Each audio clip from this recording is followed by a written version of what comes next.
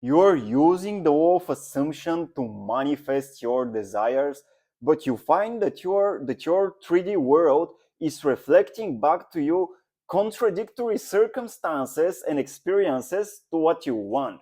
And so you find it a little bit hard and challenging to persist in your assumption because your 3D world is constantly reflecting the contrary to what you want. So what do you do? Well, my friend, my intention in this video is to share with you a really fascinating practice I've discovered and I'm applying for myself, studying Neville Goddard's work, Neville Goddard's teaching. So if you wanna go around the 3D reflections and persist in your assumption, stay with me until the end of the video because you might just very well understand how you can do that. That being the case, let's directly begin. So first, I want to read to you a quote from Neville Goddard from one of his books, and it's something he shares about perceptive hearing. It's almost like a practice he discusses because we obviously know that the feeling is the secret, right? And so we want to persist in the feeling of our desire already being fulfilled through our everyday life to let that feeling inspire us and move us in ways in which we act in alignment with what it is, with how it feels. And then it also attract other people who would support the manifestation of our desire. But when we experience contradictory circumstances, it's really hard. And that's why he shared something about perceptive hearing. And it's basically, here's what it is. Perceptive hearing is the perfect medium through which man registers impressions. A man must discipline himself to hear only that which he wants to hear, regardless of rumors or the evidence of his senses to the contrary. As he conditions his perceptive hearing, he reacts only to those impressions which he has decided upon. This law never fails. So what's important here is that he will react only to those impressions which he decided on. Meaning that whenever you experience contradictory circumstances or people say things that are out of alignment to what you desire, you have the choice to maintain your attention focused on the I am. Now, the I am, this is the unconditioned awareness of your being. This is a place in which nothing touches you. You are free in that space. And from that space, you have the choice to disregard certain impressions that you get from the outside circumstances that you experience, and then focus your attention from the I am to the feeling of your wish fulfilled. And so, practically, how does that look? Practically, what can you do to, again, persist in the assumption of what you're manifesting? Well, I found it to be really useful to use this question. It's basically one question that I ask to myself anytime I experience anything that is showing the contrary to what I want. So the question is, how would my ideal self, how would the version of me that already has what it desires perceive this experience? How would this version of me think about this experience, which seems to be contradictory to what I want? And so then I want to consult within myself. I want to get connected and consult with that version of me who is already living my desires, who is already parallel to this present moment. It's already being there and it's already in the state of my desires already being fulfilled. This version of me already exists. It is there because reality is complete. Everything is already complete. And consciousness being the one and only reality, everything exists now already in consciousness. And so you always have the choice. When you experience something like a circumstance, a reflection on the outside world, on the three-dimensional outside world, which is contradictory to your own inner desire that you want to persist in, you can always stop for a moment. Get in presence. Ask yourself, who am I? I am.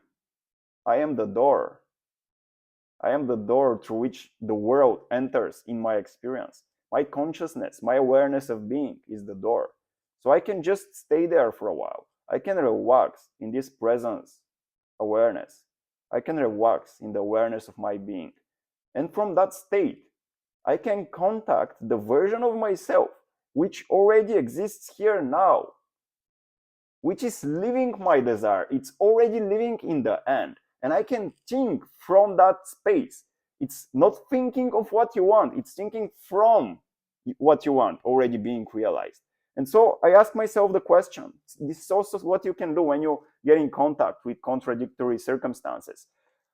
Well, you can ask yourself the question, how would the version of myself who has already realized my desires perceive this experience? How would it perceive it? What would it think about it? And then through self-suggestion, basically through exchanging your current perception, letting it go back in that state of unconditioned presence awareness, you want to discover what are the perceptions, what are the impressions you can give to yourself. You suggest to yourself how you want to perceive this moment in front of you. That initially it seemed as if it's contradictory. Initially, it's like what your senses experience, it's to the contrary of what you want. But once you get to the state of unconditioned presence, awareness of being, and from there you ask yourself a simple question: how would I perceive this? How would the version of myself that is already living my desires perceive this moment in front of me? What would I think? How would I feel? And there is also another quote actually I want to read to you, which like makes this practice even more powerful. When you ask, here's what Neville states: when you ask yourself the question, how would I feel if my desire were at this moment realized? The automatic reply, until it is properly conditioned by time and use, is actually disturbing.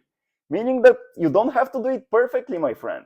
It's perfectly fine when you first ask yourself this question: how would I feel if what I wanted was already the case? If I was already in a relationship with my specific person? If I already got the job that I wanted? If I already were living in the place I wanted? Whatever it is, whatever your desire is, how would I feel if this was to be the case? Your initial response would naturally be disturbing, but then you continuously ask yourself this question again and again, because you have the understanding that reality is complete. And reality being complete, and also you have the understanding, everything, consciousness is the one and only reality, so everything exists inside of consciousness. And that being the case, your desire, the version of yourself that is living your desire, that is living from your desire, is being here now. So it is present, and if it's present, you can communicate with it. And then this simple question: how would I feel if my desire was being realized? How would I perceive this moment if I were to be thinking from the version of myself who lived this desire? How would I be thinking? How would I perceive this moment if I were in the presence of the version of myself who has already fulfilled its desire? And then this question starts like an inner process within yourself. That naturally you'll find that some feelings get triggered within your body, and then you again go back to the I am, to the unconditioned awareness of being. And from there you continue contemplating, how would I feel if what I wanted was already the case? And then maybe a feeling will release, it will be exchanged by another feeling. And so this, my friend, is how you can use perceptive hearing as a technique. Like anytime you experience a circumstance, experience on the outside that is contradictory to what you desire, you get back to the I am. This is how you apply this practice of perceptive hearing. Because again, it's the perfect medium through which man registers impressions.